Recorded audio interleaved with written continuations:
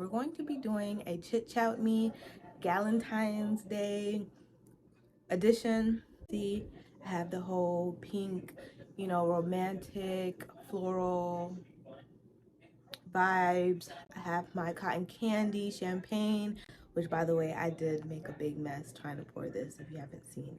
I have my popcorn, and we're gonna get into some tea or conversations, stuff like that. Let's get to it.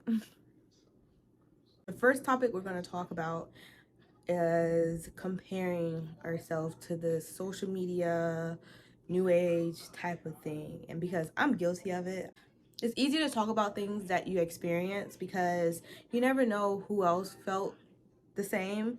So all of this is like raw emotions. I know comparing yourself to others is toxic, but sometimes you just are human and you're gonna do it.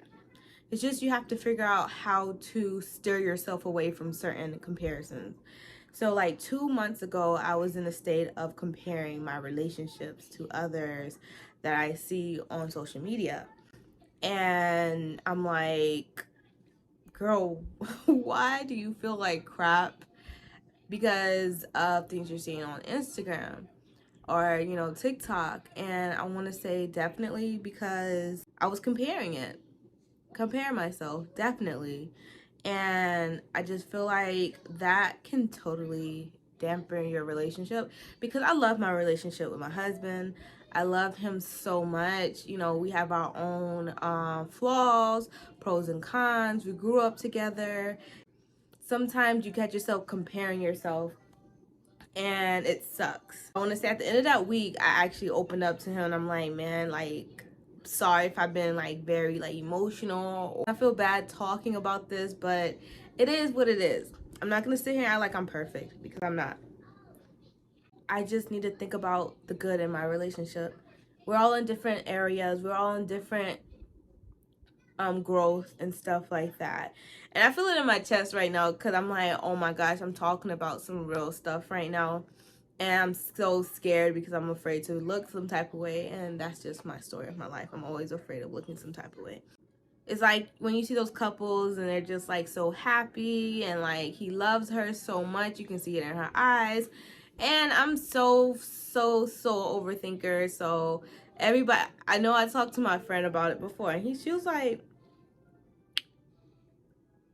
Henry loves you. Like, what are you talking about? Like, your husband legit loves you. And I'm like, I know. I feel so bad because I'm like, why am I comparing myself? And it definitely doesn't help that I was having this feeling around the time of the month. Like, PMS gets me.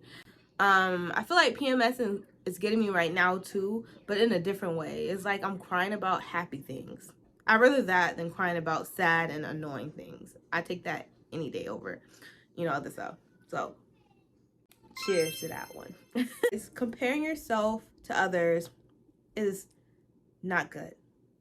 And what also is not good, for you to feel good about yourself is to think negative. So one like this. So say I'm watching, the couples that are so happy and loving, and I'm like, they might not be happy and loving off screen.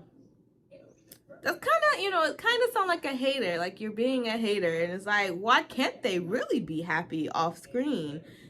Just because you want that or you feel like you don't have it doesn't mean you have to downplay somebody else's like happiness. Me personally, it was more of like, for instance, I know my husband isn't a lovey-dovey, like, sweet, buy chocolates and flowers everyday guy. He's not. So future Jherminee's here, and I just want to basically clarify something. My husband is he is sweet and he does give me gifts, but he's not really like a romantic person, and I accept that from him. That's not really his love language, which I understand, but he does give me things and surprise me. I got some like real like news that kind of damper. It's just some news that I got and it kind of made me sad. And he basically surprised me by buying a Linkin Park vinyl, which is like a record, and it was so amazing. I was so happy because I just bought me a record player anyways. Then he surprised me with, Cheesecake Factory, because I am a foodie. Macaroons, I love macaroons. And for Valentine's Day, he surprised me with flowers, because I've been asking for flowers, because I'm like, I love flowers. Like, before I didn't, but now I do. But if you do be like, hey, like if I say, hey, I want this on this day, or these are the things I want, he will get it. So what we do now is I write down a list of things that I want, and he just get them on those, specific days. Sometimes, you gotta think about the place you're in. We have 4 kids. Sometimes we're balancing staying alive, staying afloat, and trying to survive life. So certain things, just like for us, are laying down and watching TV together while the girls are sleeping. We are literally, like, I would say, best friends. We could talk for hours about weird things. Look into yourself and think about the things and have gratitude for the things you have. Ooh, gratitude. I'm telling you, gratitude would definitely change your perspective when you start comparing.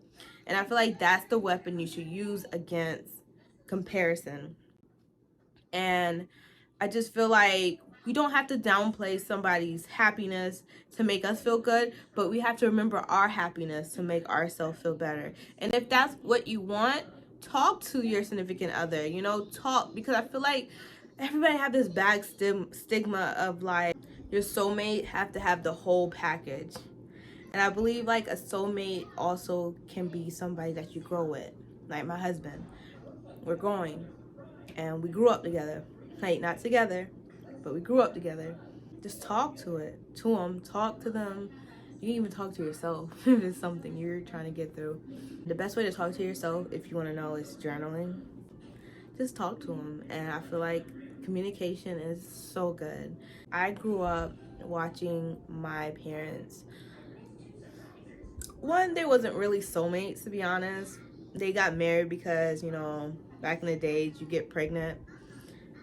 One mother, might have slipped something in there. I'm like, you gotta marry my daughter, or what are you gonna do now? I was the reason why my parents got married, but I didn't really get a good model of what a relationship is supposed to look like. So I'm literally going with the flow because I really love my husband, and I wouldn't choose nobody else but him. I was literally talking to him yesterday at the dinner table and was like, marriage is hard. He agreed with me. And I'm like, behind being a mom and a parent, it's hard. And he agreed. And I was like, but I'd rather be doing it with you than anybody else. And he agreed also. I wear my feelings on my sleeve, and I have no care about it. My husband, he's more of, like, very, like, I don't even know how to say it. He conceal his, but I catch him every now and then. Because you got to remember gratitude. And I just hope the things you take from this conversation, you don't have to put somebody down just to make your life feel better or for you to feel better. You can be happy for them, but figure out your gratitude in your life. And let's talk about self-love on Valentine's Day. So 9 out of 10, the whole cliche is, in order to have a Valentine's, it have to be, like, romantic, and you have to have a relationship, stuff like that. Sometimes we look for others, or we have so much expectations for others that we get our hopes up, and then we get let down. And sometimes you gotta take that expectation back, and if they do something nice for you, great. If they don't, great. Sometimes you gotta understand everybody don't have it, everybody's not up here. The pandemic was like almost like 3 years ago, but we're still suffering. This fluctuation in eggs is getting real. By the way, I spent $300 on other things. So this inflation isn't just on these eggs, it's on all the other products.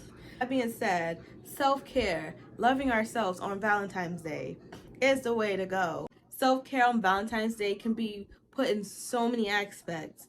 When you're done with work, you come home, You take a bubble bath, make yourself a little cotton candy champagne, you know, or if you're not a champagne type of girl, some wine.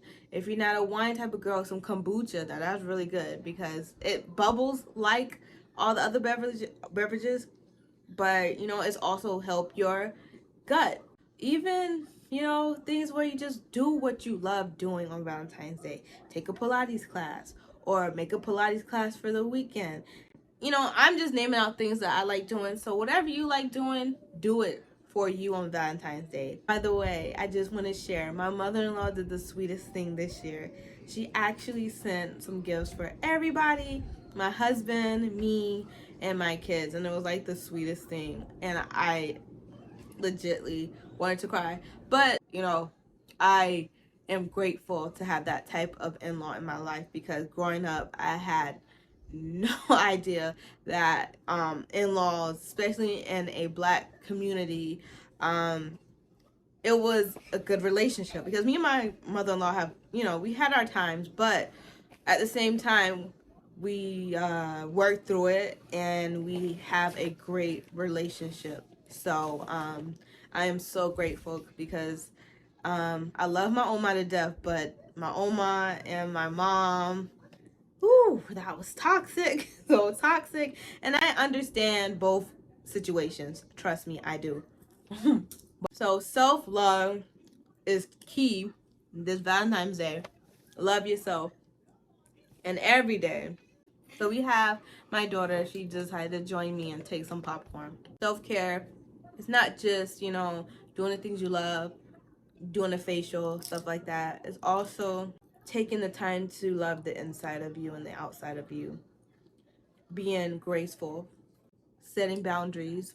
Because you have to set boundaries doesn't mean you have to be mean about it. Because I'm trying to, and I'm saying that for me because that's who I am. I feel like for me to set boundaries, I have to be this mean monster. It's just, I like to be polite, but I'm also a people pleaser. I love you, Mommy. I love you too. I try to instill that into my daughters early.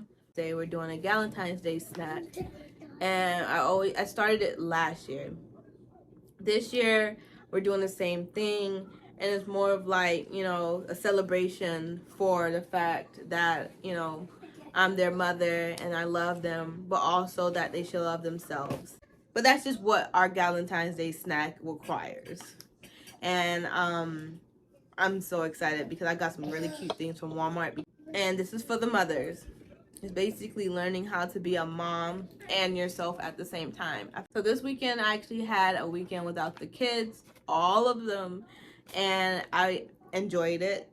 The first night, me and my husband went to like a little restaurant that opened in our town, and it was nice. It had like a little bar. I got some wine. He had a drink, and the food was so good. It was so good. It's been a while since I had a burger and bacon. Like, it was so good. And the customer service is exquisite. It's exquisite because we got in there, and I understand how kitchens work with restaurants. They shut down a little earlier so they can close down, especially when it's owned by a person. It's not really owned in like a monopoly type of way, if that makes sense. And they actually squeezed us in there and made us something to eat because I don't know what, but I feel like some of it's like Southern hospitality, but I'm so glad they did because the food was good. The next day we went to an art museum, something I always wanted to do. I want to do an art museum. I want to do opera. I want to do ballets, you know, things that I never thought about doing because I was afraid of how I was gonna be looked at, like being boring and stuff like that. But the best part of it is that I had a chance to breathe from being a mom. I feel like I get very overwhelmed and like just thinking about the things like what I have to do as a mom, things as a content creator, things that I want to do, blah blah blah, and take care of myself. I get so overwhelmed, and it's like that time to remember who you are. You need time for yourself. And sometimes I'm very contradicting because I'm afraid to go out because, you know, I was in a bad car accident last year. So driving is very scary for me. And I'm getting over it slowly because I live in a small town. So for me to do anything, I have to go out of town. I gotta go into the city. Funny story. I went to a paint and sip in my local area, my local cafe here. And I was so anxious because this is my first time going to an event in my town, and I live in a small town. And I'm like overthinking because I'm like going into a small setting. Everybody's, people's gonna be there. I never met these people in a new environment. I always go to the coffee place, but never met these people. And I forgot deodorant. So guess what? I had to go to the QT, which is like a gas station place, and buy me some deodorant because the way my hormones work, yeah, I could have went straight there, but I did not want the first thing they find out about me is that I smell. That was another outing I did, and I realized I love art. Like, I legitly love art because I enjoyed myself painting. Mine is my back pain because I think it's the way I was sitting like this. Something, I don't know. I think I was bent over. But just don't forget who you are. Being a mom is great, but also being you is great too. So like, whether it's fashion and you want to dress a certain way and you feel like you have to dress like this because you're a mom. Me personally, I don't feel like that, but if you feel like that, I get it. But don't put your beliefs on me. That's the biggest thing that I go by. You could believe everything. Like, for instance, I could believe what I can believe all day long, but I'm not going to sit here and say, hey, because I believe that you should dress more modest because you're a mom. I'm not going to sit here and be like, you should do it too. No, I'm not that person. If you're happy, that's all that matters. That's all that matters. You're not hurting nobody, nothing. Fashion doesn't kill literally. It kills because you can slay, and like a dragon slayer. You get what I'm saying? You can slay, but fashion doesn't kill. Like, literally. That's just what I feel. I feel like you can be you, and I can be me. And if you don't like it, it's okay with me. And that's what I'm learning. I'm saying it's okay with me, but I gotta tell myself this because at the same time, I'm the type of person like, why you don't like me? Like, I always was that person. Like, why don't you like me? And now it's like, Jherminee, you have to unlearn that characteristic about you. Not everybody's gonna like you, and you cannot people please your whole life. It's just like you have to learn and unlearn certain things. Being alone is the first step to start your own happiness. And if you don't follow her, her name's Alexis Spark, and she always talks about being alone and to loving you. And that's all I want to talk about. Basically, loving you, being you, and enjoying you, and stop comparing because that sucks. And I hope you had a good time chit-chatting with me. If you have any topics you want to talk about, put them down and put them in the top, put it in my put it in the comments below.